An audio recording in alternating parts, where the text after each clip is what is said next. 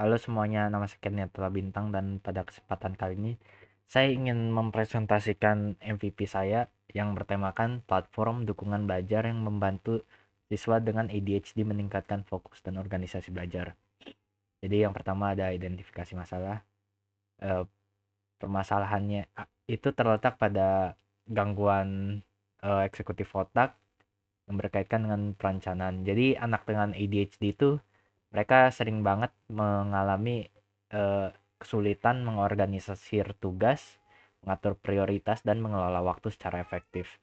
Nah, solusinya itu merupakan teknologi. Teknologi yang eh, menggunakan platform pembelajaran untuk memenuhi kebutuhan siswa dengan ADHD. Fitur seperti pengingat otomatis, jadwal interaktif, dan alat manajemen tugas bisa membantu siswa mengatur pekerjaan dan mengelola waktu dengan lebih baik. Lalu fitur-fitur utama MVP yang saya eh, pikirkan adalah yang pertama manajer tugas interaktif. Fitur ini membantu siswa untuk menyusun, mengelola, dan menentukan prioritas tugas mereka. Yang kedua ada timer Pomodoro. Timer Pomodoro ini eh, jadi siswa bisa menyesuaikan durasi sesi fokusnya berapa lama sesuai preferensi mereka. Yang ketiga ada gamifikasi. Gamifikasi ini kita adakan supaya siswa dapat merasa eh, rewarded karena setiap mengerjakan mengerjakan pekerjaan mereka, mereka akan dikasih poin. Nah, poin-poin ini akan bisa ditukar menjadi hadiah-hadiah. Nah, yang keempat ada notifikasi dan pengingat. Jadi nanti sistem akan mengatur pengingat yang disesuaikan dengan kebutuhan mereka, baik dalam bentuk notifikasi pop-up dan pesan teks.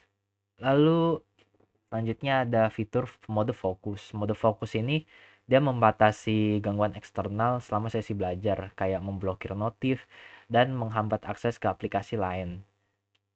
Terus selanjutnya dua produk kompetitor yang saya temukan adalah Focus Quest dan Pomotodo. Jadi Focus Quest itu dia menggabungkan teknik Pomodoro dan elemen RPG. Nah, user dapat mengumpulkan sumber daya dan melatih karakter dalam game saat mereka menyelesaikan sesi fokus. Tapi sayangnya aplikasi ini kurang menekankan pada alat manajemen tugas yang komprehensif. Sedangkan Pomotodo, dia ini mengintegrasikan teknik Pomodoro dengan daftar tugas. Tapi sayangnya aplikasi ini kurang menekankan elemen gamifikasi yang dapat meningkatkan motivasi pengguna ADHD. MVP yang saya usulkan ada fitur-fitur yang tadi saya sebutkan, manajer tugas interaktif, timer Pomodoro, gamifikasi, notifikasi, dan mode fokus. Lalu validasi dan riset pengguna.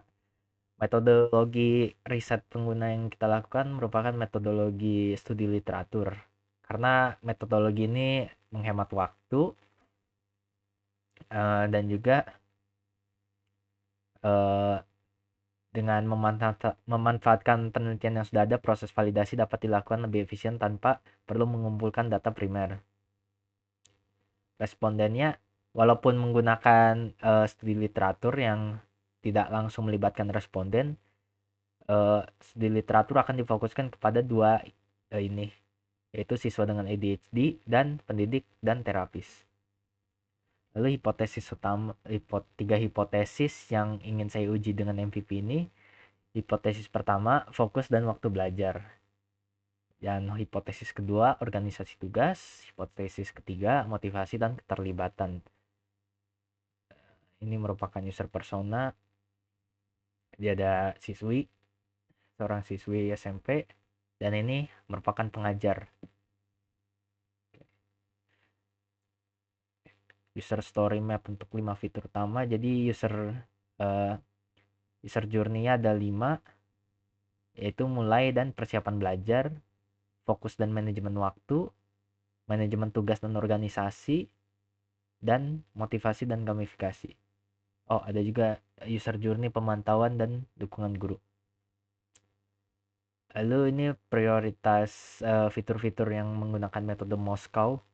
Must have ada timer Pomodoro, manajer tugas interaktif, notifikasi tenggat pengguna. Yang should have ada gamifikasi, poin dan lencana, dashboard. Could have adalah yang boleh ada visual progress dalam bentuk grafik. Won't have, tidak akan ada, adalah integrasi dengan platform pembelajaran eksternal. Ini merupakan timeline pengembangan MVP dengan milestone dalam bentuk diagram chart sederhana. Ada riset dan analisis kebutuhan, desain UI UX, pengembangan fitur inti, pengujian internal, pengembangan gamifikasi dan visualisasi progres, pengembangan dashboard, uji coba pengguna, evaluasi dan iterasi awal, strategi dan pengukuran evaluasi dan iterasi awal. Oke. Ke bagian selanjutnya, strategi pengukuran dan metrik.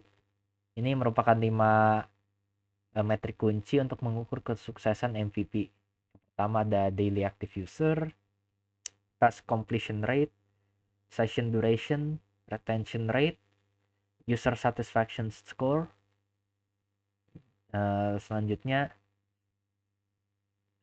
tools yang akan digunakan, jenis data yang akan diperoleh, dan metode analisisnya. Tools yang akan digunakan, Firebase Analytics, Mixpanel, Hotjar.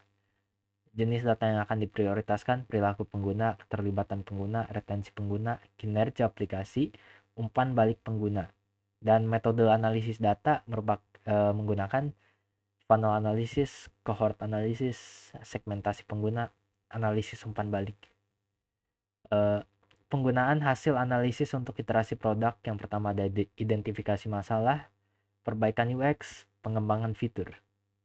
Lalu berikut merupakan 3 kriteria kesuksesan yang terukur yang dapat digunakan untuk menentukan apakah MVP layak dilanjutkan ke fase pengembangan berikutnya. Pertama ada retention rate, yang kedua ada task completion rate, yang ketiga ada user satisfaction score. Lalu ada potensi tantangan dan strategi mitigasi. Yang pertama ada tantangan teknis, desain antarmuka yang ramah ADHD. Potensi dampak negatifnya jika UI UX tidak dirancang secara minimalis dan fokus, pengguna bisa cepat lelah, bingung, dan akhirnya meninggalkan aplikasi ini. Hal ini akan menurunkan retention rate dan merusak kesan awal terhadap produk. Selanjutnya, tantangan bisnis, validasi pasar terbatas.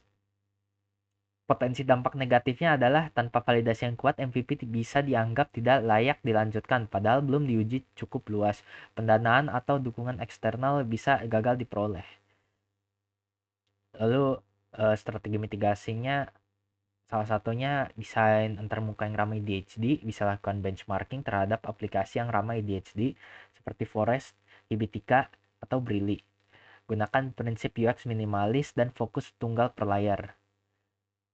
Lalu untuk yang tantangan kedua, validasi pasar terbatas, bisa kita lakukan studi literatur dan data sekunder untuk menggali ukuran pasar dan perilaku pengguna ADHD di Indonesia. Lalu selanjutnya metode iteratif adaptif, kamu akan menggunakan Scrum. Kita akan menggunakan metode Agile khususnya kerangka kerja Scrum yang terbagi dalam siklus pengembangan 2 minggu.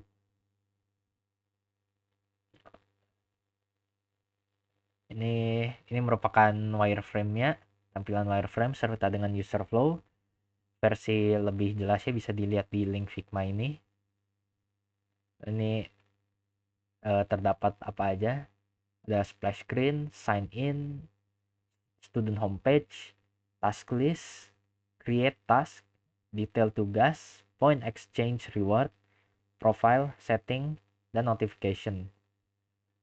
Ini merupakan user journey untuk fungsi untuk salah satu fitur yang kami buat. Ini versi lebih lengkapnya di FigJam. Jadi insight utamanya, belajar butuh dorongan emosional dan bukan hanya fitur. Dan jelaskan rasionalisasi desain, prinsip desain yang diterapkan, simplicity, hierarki, konsistensi, dan alasan pemilihan layout, tipografi yang digunakan. Itu saja. Ini bukti pengembangan ide brainstormingnya menggunakan aplikasi Notion. Ini mind mapnya. Ini riset pasar yang dilakukan. Dan ini dokumentasi iterasi ide awal-awalnya kayak gini dalam bentuk mind map. Ini UI-nya awal-awal seperti ini. Dan ini versi finalnya. Oke, sekian presentasi dari saya. Maaf kalau ada kesalahan. Terima kasih.